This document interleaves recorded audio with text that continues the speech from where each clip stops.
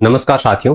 देखिए, जिन भी कैंडिडेट को राजस्व विभाग आवंटित हुआ है, जिला कलेक्टर कार्यालय और संभागीय आयुक्त, ये विभाग जिन भी कैंडिडेट को मिला है, उन कैंडिडेट की लगातार जैसे शिकायतें आ रही थी कि उनको गृह जिला आवंटित नहीं हुआ है। हालांकि और भी अन्य कई विभाग हैं जिनमें जिला आवंटन को लेकर पक्षपातपूर्ण व्यवहार किया गया है। पक्षपातपूर्ण व्यवहार इसलिए बोल रहा हूं क्योंकि अधिक रैंक वाले जो कैंडिडेट है उनको गृह जिला नहीं मिला और कम रैंक वाले जो कैंडिडेट है उनको गृह जिला मिल गया। ऐसा लगभग हर विभाग में अमूमन देखा गया है, लेकिन बाकी विभाग में ऐसे कैंडिडेट की संख्या कम थी जिसके कारण अभ्यर्थी नहीं बोले, लेकिन राजस्व विभाग में ऐसे कैंडिडेट की संख्या ज्यादा है जिसके कारण अब अभ्यर्थी हाईकोर्ट की शरण में पहुंच चुके हैं। जैसा कि कल मैंने आपको वीडियो प्रोवाइड करवाया था, उसमें कहा था अगर आपके साथ में इस तरीके का पक्षपातपूर्ण व्यवहार हुआ है तो बिल्कुल आप हाईकोर्ट की शरण ले सकते हैं। और आज आप देख पाएंगे जो अभ्यर्थी हैं वो अब हाईकोर्ट की शरण ले ली है। सुरमिला और जो अन्य की ओर दायर याचिका में इसी सप्ताह सुनवाई प्रस्तावित है। याचिकाकर्ताओं ने आरोप लगाया है कि राजस्व विभाग ने मेरिट के अनुसार जिला आवंटन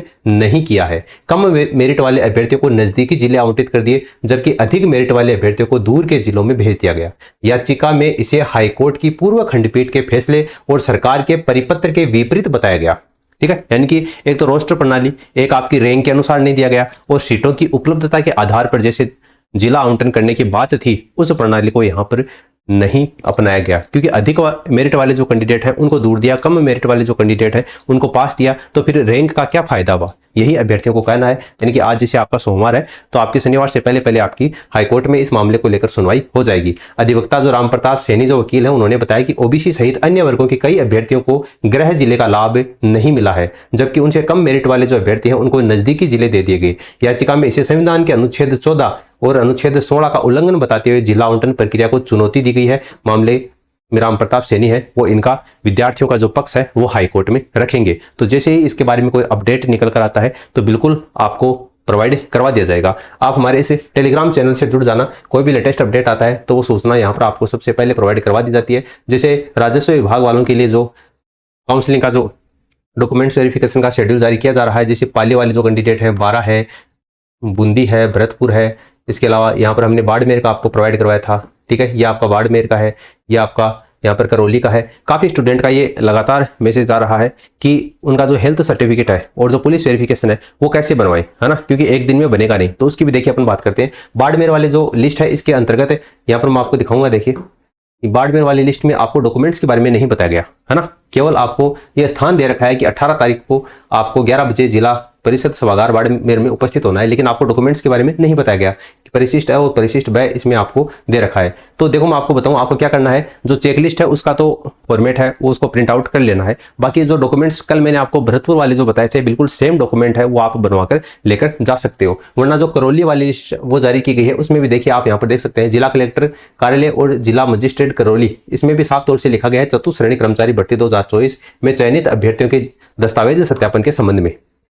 तो करौली वाले जो भी कैंडिडेट हैं उनको भी 18 और 19 तारीख दी गई है। 18 अगस्त और 19 अगस्त को शाम को 4 बजे तक जिला कलेक्टर कार्यालय करौली में कमरा नंबर 119A में इनको उपस्थित होना है। और इनको भी परिशिष्ट ए में चेकलिस्ट और परिशिष्ट ब में आपका एकल शपथ पत्र। अब देखो कल आपका भरतपुर वाला जो मैंने आपको वीडियो प्रोवाइड करवाया था उसमें सभी जो शपथ पत्र है वो अलग अलग दिए गए थे। जो विवाह संबंधी है, ठीक है, जो संतान संबंधी है, जो विधवा का है, परित्यक्ता का है, कहने का मतलब आपके सारे शपथ पत्र वो अलग अलग दिए गए थे, चाहे उसमें आपका धूम्रपान वाला हो चाहे वचनबद्ध वाला हो। लेकिन करौली वाले में देखिए यहाँ पर आपको एक छूट दी गई है, एकल शपथ पत्र, यानी कि एक संयुक्त एफिडेविट मांगा है। तो ये पैसे आपको बच जाएंगे, यानी जो आपको 4-5 एफिडेविट बनवाने थे उसकी जगह का एक ही एफिडेविट बनवा लेंगे, यानी आपको 150 से 200 रुपए लगेंगे। उसमें आपका शपथ पत्र वाला जो काम है वो निपट जाएगा। अब इसमें जो चेकलिस्ट दी गई है उसको आप ध्यान से देख लेना। बाकी जो अन्य जिलों के जो भी स्टूडेंट हैं वो भी इसी चेकलिस्ट को फॉलो कर सकते हैं। यही डॉक्यूमेंट्स हैं वो आपको लेकर जानी है। लेकिन जिस भी जिले का आदेश जारी होता है वो आपको हमारे टेलीग्राम चैनल पर प्रोवाइड करवा दिया जाएगा। उसमें जो चेकलिस्ट दी हुई है प्रिंट आप उसी का निकाल लेना। बाकी समय रहते आप डॉक्यूमेंट्स हैं वो इस प्रकार से तैयार करवा सकते हैं। आपको सारे ओरिजिनल डॉक्यूमेंट्स और उनकी सेल्फ अटेस्टेड फोटोकॉपी है वो तैयार करनी है। ठीक है, और 2-2 सेट तैयार करने हैं। ठीक है, एक तो आपका ओरिजिनल का और एक आपका फोटोकॉपी का सेट है वो आपको तैयार करना ही है। इसके अलावा सेकेंडरी अंक तालिका में प्रमाण पत्र यानी 10वीं की मार्कशीट और 10वीं का जो बोर्ड सर्टिफिकेट है वो आपके पास में होना चाहिए। और 12वीं की मार्कशीट और 12वीं का बोर्ड सर्टिफिकेट है ये भी आपके पास में होना चाहिए। ग्रेजुएशन और पोस्ट ग्रेजुएशन की मार्कशीट और अंक तालिका या आपकी डिग्री ये भी आपके पास में होनी चाहिए। अब ये जिन कैंडिडेट ने फॉर्म भरते समय लगाई थी तो ठीक है होनी चाहिए, वरना अगर 10th और 12th की लगाई है तो बिल्कुल ये 10th और 12th की अगर आपके पास में है तो भी आपको कोई दिक्कत नहीं आएगी। और अगर आपने फॉर्म भरते समय कोई किसी ने जैसे कैंडिडेट ने BSTC का लगा दिया, ठीक है, DLED का या फिर B.Ed का मार्कशीट है वो लगा दी थी, तो वो आपको लेकर जानी है। इसके अलावा आपको आधार कार्ड लेकर जाना है ना, आधार कार्ड जरूरी है एड्रेस प्रूफ के लिए। और RSCAT का जो डिप्लोमा आपने कर रखा है, RSCAT योग्यता का अलग से कंप्यूटर डिप्लोमा प्रमाण पत्र इसमें लिखा हुआ है, तो RSCAT वाला आपको लेकर जाना है। इसके अलावा अंतिम शैक्षणिक संस्थान जहां से आपने नियमित रूप से अध्ययन किया है वो आपको लेकर जाना है, वहां से चरित्र प्रमाण पत्र आपको मिला होगा, अंतिम शैक्षणिक संस्थान के द्वारा किया गया, वो आपको लेकर जाना है। मूल चरित्र प्रमाण पत्र ओरिजिनल लेकर जाना है, उसकी फोटोकॉपी भी लेकर जानी है। ओरिजिनल आपको दिखाना है और फोटोकॉपी वहां पर आपको जमा करवानी है। जबकि 2 अलग अलग राजपत्रित अधिकारी के द्वारा जारी चरित्र प्रमाण पत्र होने चाहिए जो कि 6 महीने से ज्यादा पुराने नहीं होने चाहिए। इसके अलावा जाति प्रमाण पत्र आपको लेकर जाना है, मूल निवास प्रमाण पत्र आपको लेकर जाना है,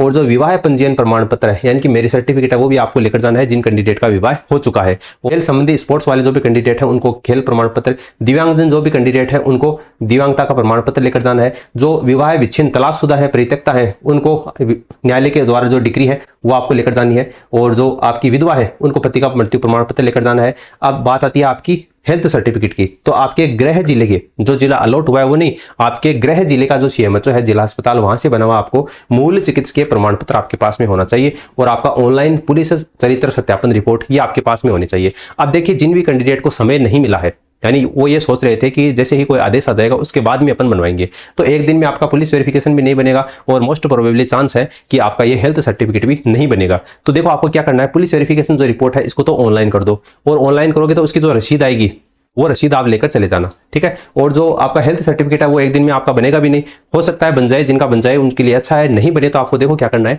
एक आपको शपथ पत्र लगाना है, एक एफिडेविट लगा देना, कोर्ट से बनवा लेना, जिसमें ये लिख देना कि जैसे हमारी ज्वाइनिंग होगी तो ज्वाइनिंग करते समय हम आपको जो हेल्थ सर्टिफिकेट और जो ऑनलाइन पुलिस चरित्र सत्यापन रिपोर्ट है वो आपको प्रस्तुत कर देंगे, आपके पास में जमा करवा देंगे ओरिजिनल। अगर ये लिखकर आप एक शपथ पत्र जमा करवा देते हैं तो भी आपकी कोई दिक्कत नहीं है कि आपका डॉक्यूमेंट्स वेरिफिकेशन यहाँ से आराम से हो जाएगा, ठीक है। बाकी जो भी भूतपूर्व सैनिक है उनका आवश्यक दस्तावेज है, PPO डायरी वो लेकर जानी है, और जो एकल शपथ पत्र है वो आपको लेकर जाना है। अब एकल शपथ पत्र में देखिए क्या क्या आपको लिखना है, ये फॉर्मेट इसमें दिया गया है। 50 रुपए के नॉन जुडिशियल स्टाम्प के ऊपर आपको ये बनवाना है, में फिर आपका नाम, पिताजी का नाम, आपका निवासी, रोल नंबर जो भी आप हैं, चतुर्थ श्रेणी कर्मचारी 2024 में आप चयनित हुए हैं, तो किसी भी स्तर पर डमी अभ्यर्थी नहीं बिठाएगा। बच्चों की संख्या के बारे में इसी में लिख दिया गया, और आपका जो तंबाकू गुटखा मद्यपान सेवा वाला है वो भी इसमें लिख दिया गया। आपका कोई आपराधिक मुकदमा दर्ज नहीं है वो भी इसमें मेंशन कर दिया गया। नियत वेतन पर कार्य करने के लिए आप सहमत हैं वो भी इसमें लिख दिया गया। संविधान के प्रति निष्ठा और या आप प्रतिज्ञा करते हैं ये लाइन भी इसमें लिख दी, यानी कि अच्छा है, एक संयुक्त शपथ पत्र का फॉर्मेट जारी कर दिया।